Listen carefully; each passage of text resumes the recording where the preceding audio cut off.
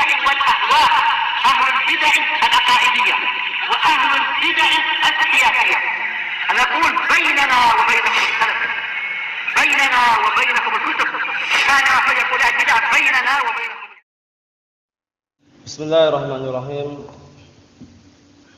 الحمد لله حمدا كثيرا طيبا مباركا فيه كما يحب ربنا ويرضى. وأشهد أن لا إله إلا الله وحده لا شريك له. وأشهد أن محمدا عبده ورسوله صلى الله عليه وعلى آله وسلم تسليما مزيدا. أما بعد. Ikhwani fillah, hafizakumullah jami'an wa ra'akum. Kita akan melanjutkan pelajaran kita yang berikutnya. Pelajaran yang terakhir kita ambil adalah tafsir daripada firman Allah Subhanahu wa taala ayat yang ke-85 dari surat Al-Baqarah. Ayat yang ke-85 dari surat Al-Baqarah. Sekarang kita akan masuki ayat yang ke-86. Masih mengenai keadaan orang-orang Ahlul Kitab, Al-Yahud maupun An-Nasara, maupun Banu Israel, yang mereka kebanyakan adalah orang Yahud.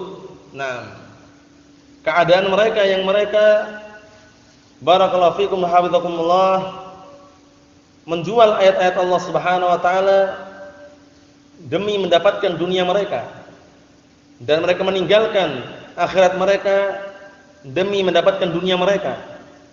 Qala Allah Ta'ala, Allah Subhanahu wa taala berfirman, ayat yang ke-86 dari surat Al-Baqarah ini, ulaikal ladzina ishtarawul hayatad dunya bil akhirah fala yukhaffafu anhumul adzab wala hum yunsarun. Mereka adalah orang-orang yang mereka membeli kehidupan dunia dengan akhiratnya. Dalam artian mereka menjual akhiratnya demi mendapatkan dunianya. Maka tidak diperingan azab mereka. Walahum yunsarun, dan mereka pun tidak ditolong. Ini keadaan orang-orang Bani Israel. Barakallahu fikum.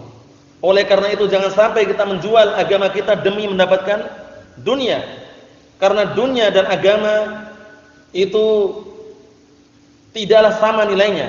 Dalam artian jauh berbeda akhirat dengan dunia.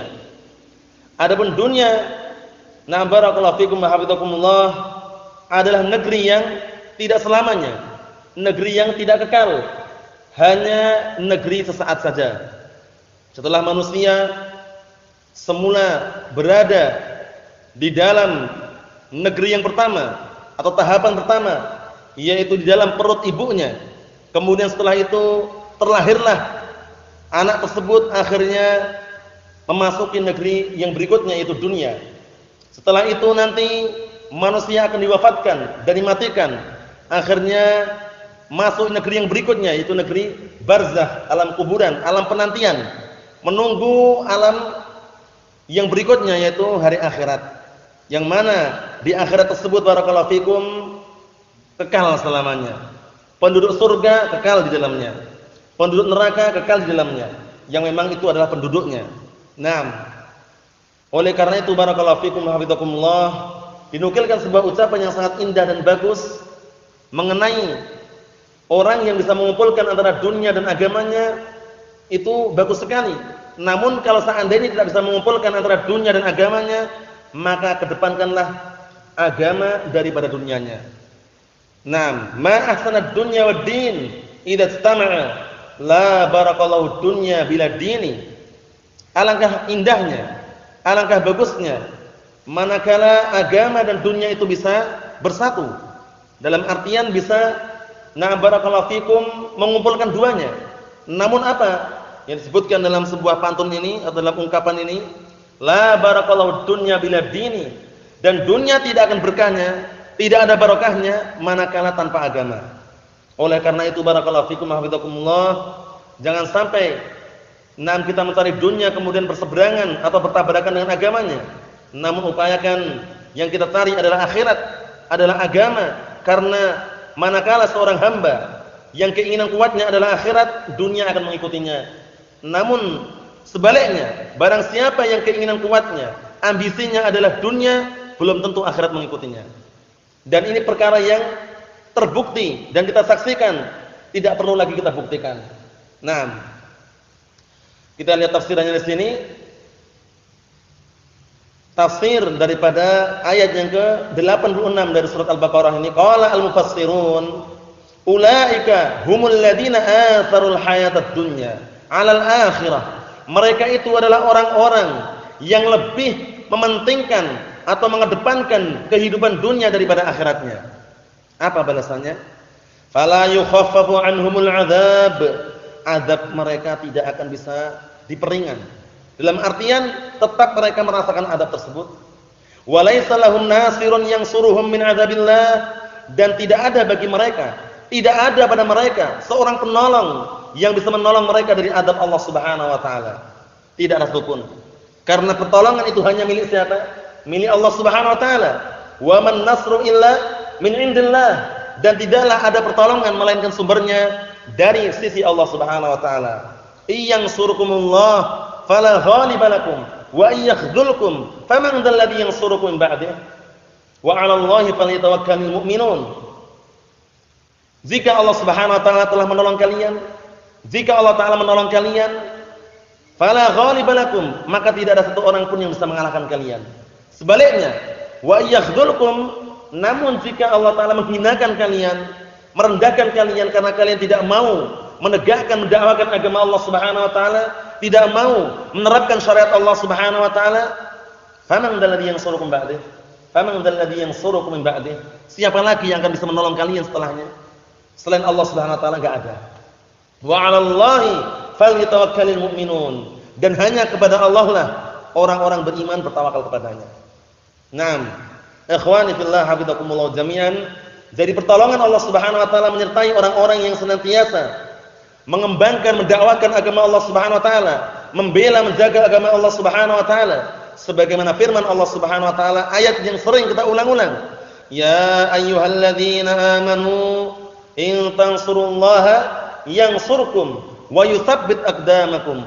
Wahai orang-orang beriman, jika kalian menolong agama Allah Subhanahu wa taala, niscaya Allah Subhanahu wa taala akan menolong kalian, dan Allah Subhanahu wa taala akan mengokohkan pendirian kalian.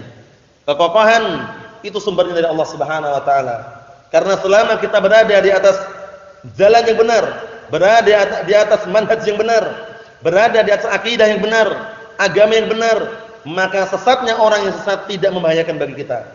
Nah, kenapa tidak membahayakan barakallahu fikum? Karena itu sudah perkara yang sudah ditetapkan oleh Allah Subhanahu wa taala. Orang yang sesat itu ujungnya atau tempat kembalinya adalah ke neraka Allah Subhanahu wa taala. Allah Subhanahu wa taala berfirman, "Ya ayyuhalladzina amanu, 'alaikum anfusakum, la yadurrukum man dhalla idza tadaitum."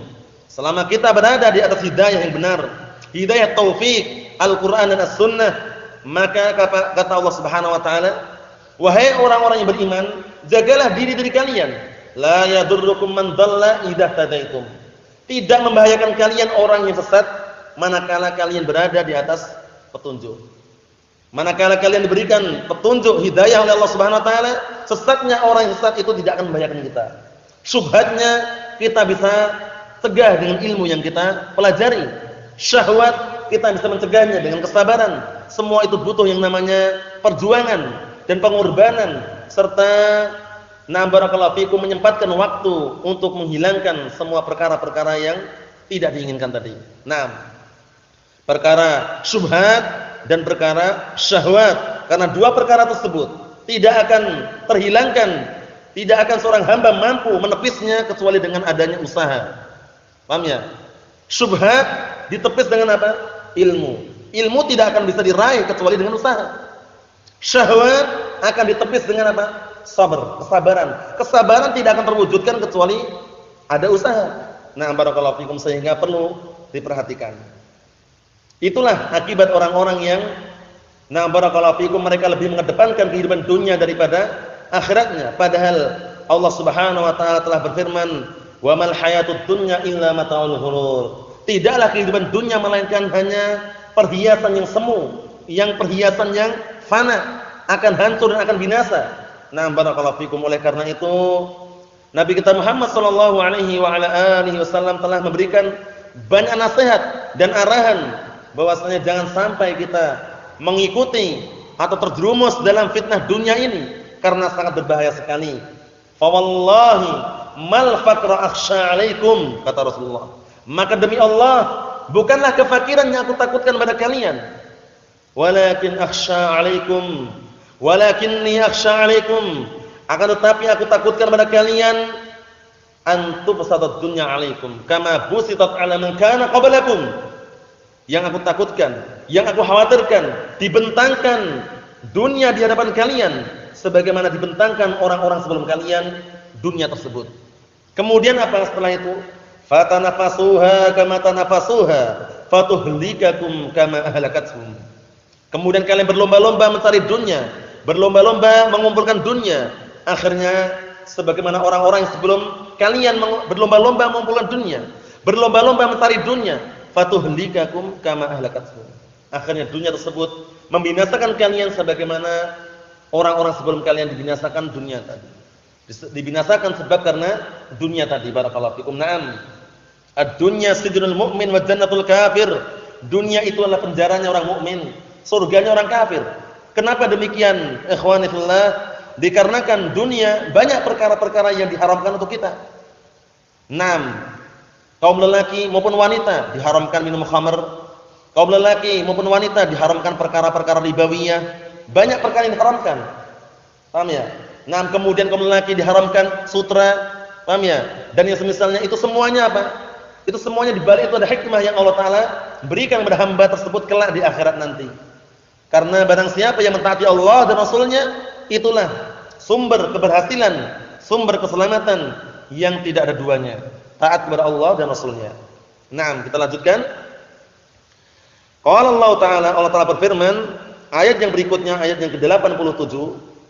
Wa laqad atayna Musal kitaba wa qaffayna min ba'dihi birrusul wa atayna Isa ibn Maryam al-bayyinat wa ayyadnahu biruhil qudus afakullama ja'akum rasulun bima la tahwa anfusukum istakbartum fafariqan kadzdzabtum wa fariqan taqtulun. Keadaan orang-orang Bani Israil, baik orang Yahud, nah barakallahu fikum, atau dari kalangan orang-orang yang mengagungkan Nabi Isa alaihissalam, orang-orang Nasara, wal iyad billah.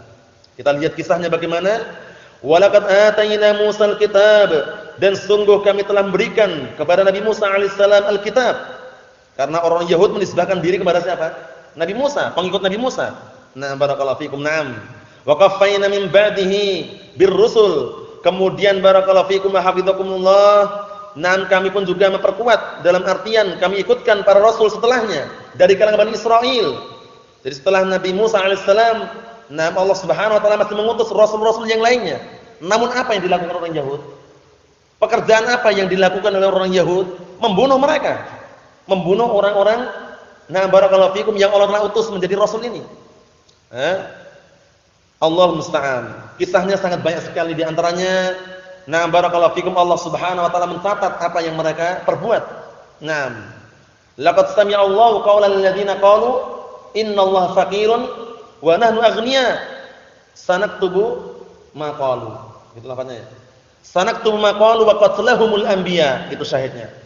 Naam, sungguh Allah Taala telah mendengar orang-orang yang mengucapkan bahwasannya Allah Taala itu fakir dan kita yang kaya. Siapa orang-orang ini? Orang Yahud. Kemudian Allah Subhanahu wa taala mengatakan sanaktubu ma qalu. Kami akan mencatat, menulis apa yang mereka ucapkan. Wa qatlahumul anbiya, dan perbuatan mereka membunuh para nabi. Terkenal mereka membunuh para nabi orang Yahud.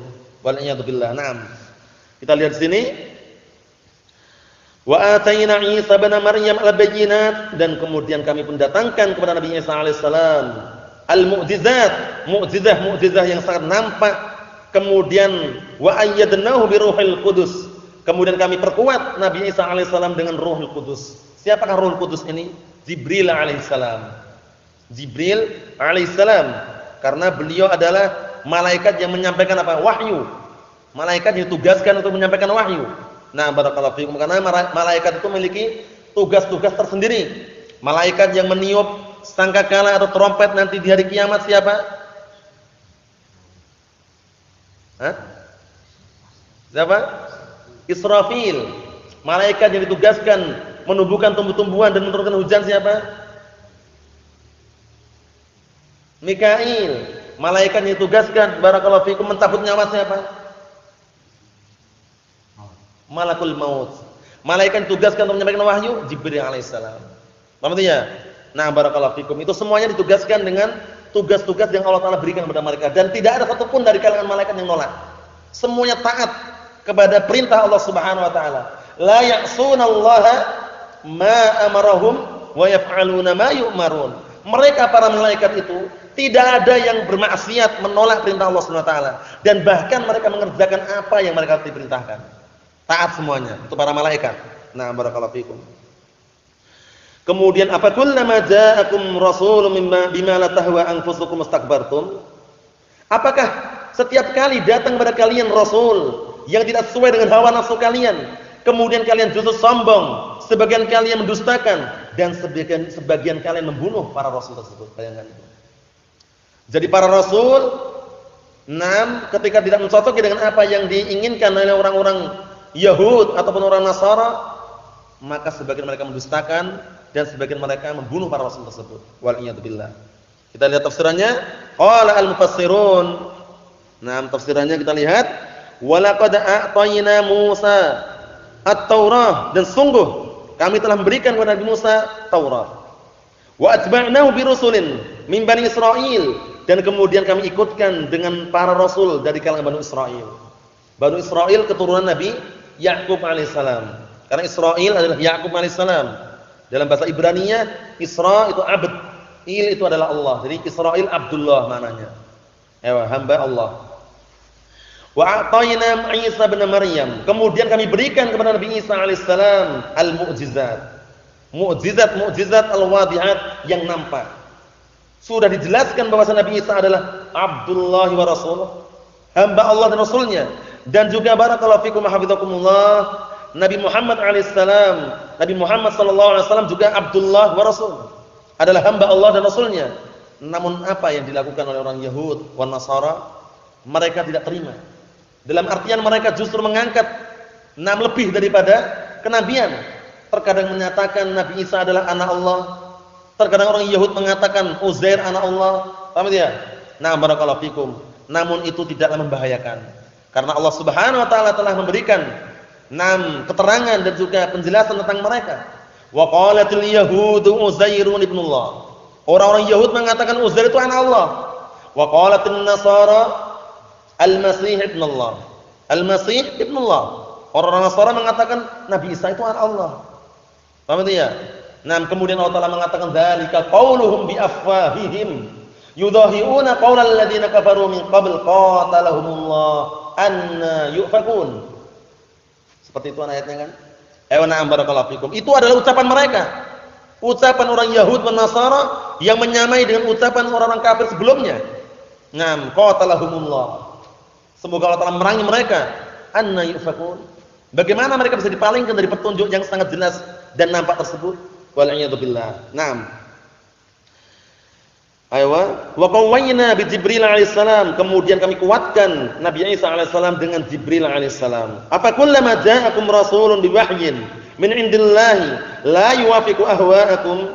Apakah setiap kali datang kepada kalian rasul membawa wahyu dari Allah Subhanahu wa taala kemudian tidak mencocoki hawa nafsu kalian, ista'laitum alaih, kemudian kalian justru sombong, merasa tinggi, fakadzabtum fariqan, kemudian sebagian kalian mendustakan, wa taqtuluna fariqan, dan sebagian kalian membunuh para rasul tersebut. Waliyadu billah.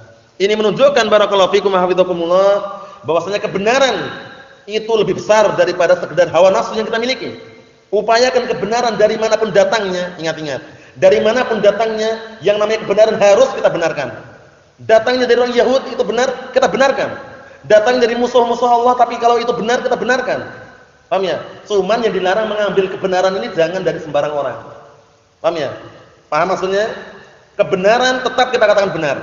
Namun kita mencari kebenaran jangan sembarang orang. Harus memilih siapa yang mengajarkan, siapa gurunya, apa yang diajarkan, seperti itu. Adapun kisah Abu Hurairah dengan setan waktu itu ketika Abu Hurairah diperintahkan untuk menjaga zakat, dicuri oleh setan itu. Kemudian setannya mengatakan dan mengajarkan kepada Abu Hurairah. Apakah Abu Hurairah belajar sama setan atau setan mengabarkan?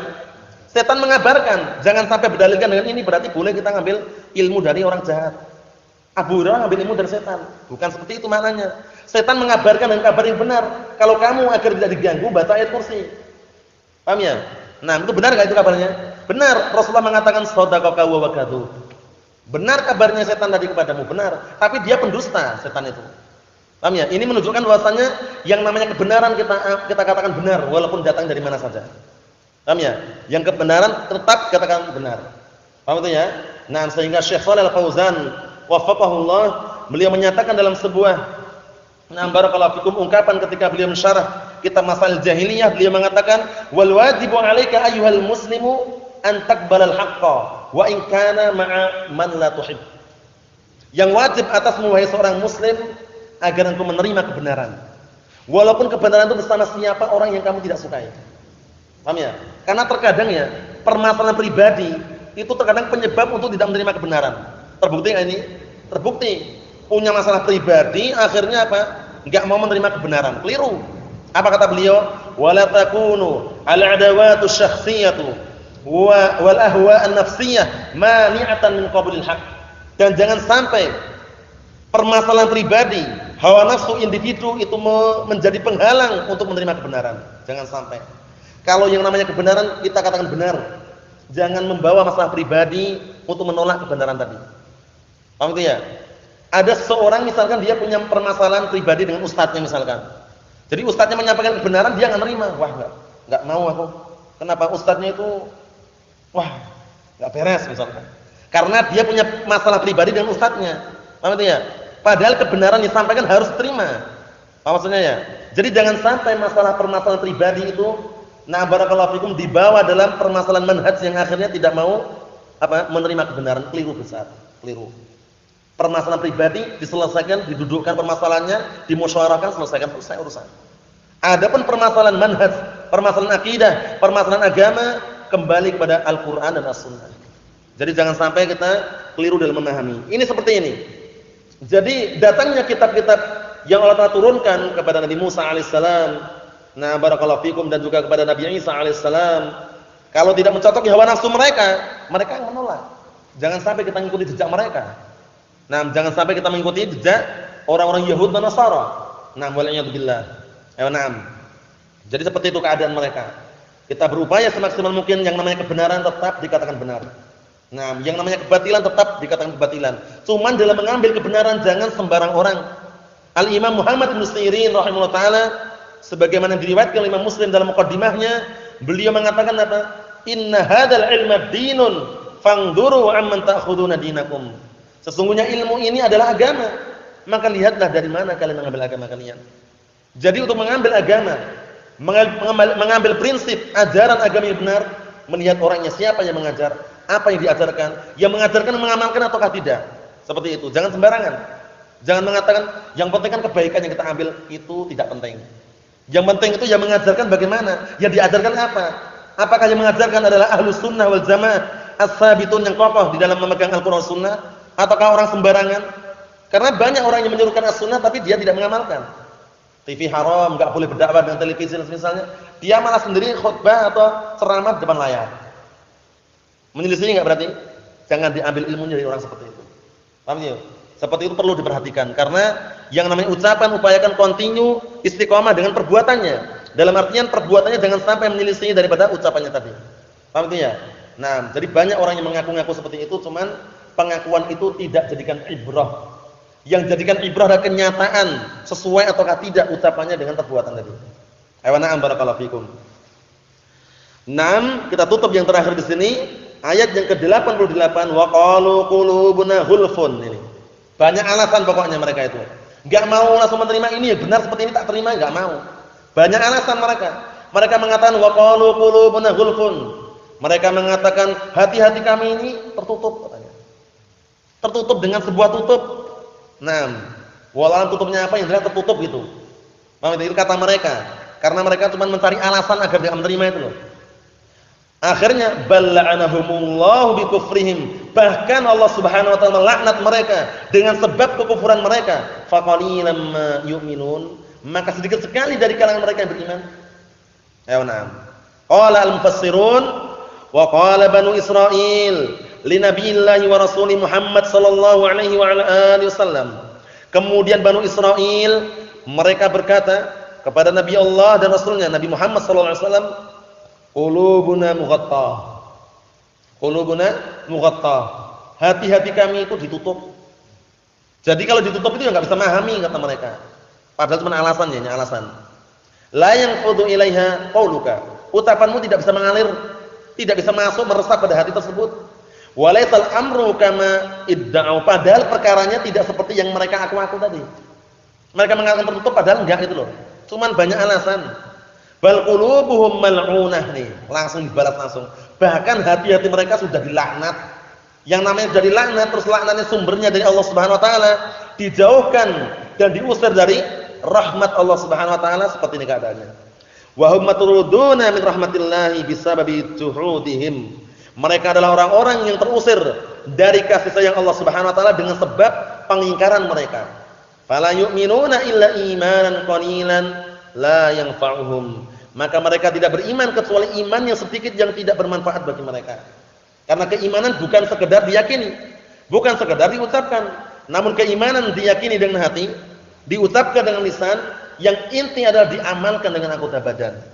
Itu perlu diperhatikan barakallahu fikum, karena kunci kebenaran, kunci al-haq, kunci keberhasilan itu bukan banyaknya pengikut, bukan pula sedikitnya pengikut, namun mayoritas atau minoritas itu bukan patokan. Patokannya adalah apa? Berpegang teguh dengan Al-Qur'an dan As-Sunnah bi fahmi salafil ummah. Walaupun dia sendirian, walaupun tidak ada seorang pun yang mengatakan kebenaran tersebut, yang benar tetap benar. Berkata Al-Imam Ibnu Hazm rahimahullah taala dalam kitab Al-Ihkam fi Ushulil Ahkam, beliau mengatakan balil haqqu haqqun wa illam yaqul bihi ahadun. Bahkan yang namanya kebenaran itu benar, walaupun tidak ada seorang pun yang mengatakannya. Benar tetap benar. Jangan sampai kita katakan benar itu keliru. Paham ya? Walaupun enggak ada seorang pun yang mengatakan. Kemudian apa kata beliau? Nam wal batilu batilun walau istama'a alaihi jami'u ahli al-ardh. Yang namanya kebatilan tetap dikatakan batil walaupun seluruh penduduk muka bumi berkumpul di atas kebatilan tersebut. Berkumpul di atas kebatilan tersebut. Ini menjadi patokan bahwasanya ukuran kebenaran itu bukan apa? Banyak sedikit pengikutnya. Berkata Imam Ibnu Mas'ud, Abdullah bin Mas'ud radhiyallahu anhu, sebagaimana yang dikeluarkan oleh Imam Al-Khatib Al-Baghdadi rahimahullah taala dalam kitab Al-Faqih wal Mutafaqih, beliau menyatakan apa? Al-Imam Abdullah bin Mas'ud radhiyallahu anhu mengatakan, al-jama'atu ma wafaqal haqqa wa in kunta wahdak. Jamaah itu yang mencocoki kebenaran walaupun kamu sendirian. Walaupun kamu sendirian. Nah, barakallahu fikum, seperti itu. Jadi jangan sampai keliru dalam memahami hal yang seperti ini. Nah, barakallahu fikum wa na'am. Kemudian Al-Imam Syaukani rahimahullah juga menyatakan barakallahu fikum hafizakumullah dalam kitab Adabut Thalab semakna ya. Nah, beliau menyatakan bahwasannya balil haqqu fi ittiba'iha. Bahkan yang namanya kebenaran itu mengikuti apa? Yang mengikuti as-sunnah tersebut. Wad-dhalalu fi ma khalafaha qalla 'adluhum aw katsur. Paham ya? Yang bahwasanya kesesatan itu adalah yang menyelisih as-sunnah, baik banyak jumlahnya maupun sedikit jumlahnya. Yang jelas patokan sandaran kita adalah Al-Qur'an dan As-Sunnah, bukan sekedar hawa nafsu ataupun akal belaka, bukan juga fatwa para ulama atau sandaran para ulama dalam artian ucapan para ulama semata, bukan, namun patokan atau sandaran kita adalah dalil yang bersumber dari Al-Qur'an dan Sunnah. Nah, Allah Subhanahu wa taala berfirman atau Rasulullah SAW bersabda, itulah sandaran kita, bukan semata-mata fatwa, bukan semata-mata pendapat. Adapun pendapat ataupun fatwa itu bukan wahyu yang turun dari langit, yang turun dari langit hanyalah Al-Qur'an dan As-Sunnah, yang mana kedua-duanya pasti tidak ada salahnya, dua-duanya maksum, terjaga dari kesalahan. Adapun fatwa para ulama, pendapat para ulama itu tidak bisa dikatakan maksum, terkadang salah, terkadang benar. Yang mencocoki al-haq, Al-Qur'an Sunnah itulah yang benar, yang menyelisih Al-Qur'an dan Sunnah itulah yang batil. Sehingga jangan sampai kita keliru dalam memahami. Nah, barakallahu fikum agama kita ini. Subhanaka Allahumma wa bihamdik asyhadu an la ilaha illa anta astaghfiruka wa atubu ilaik. Walhamdulillahirabbil alamin.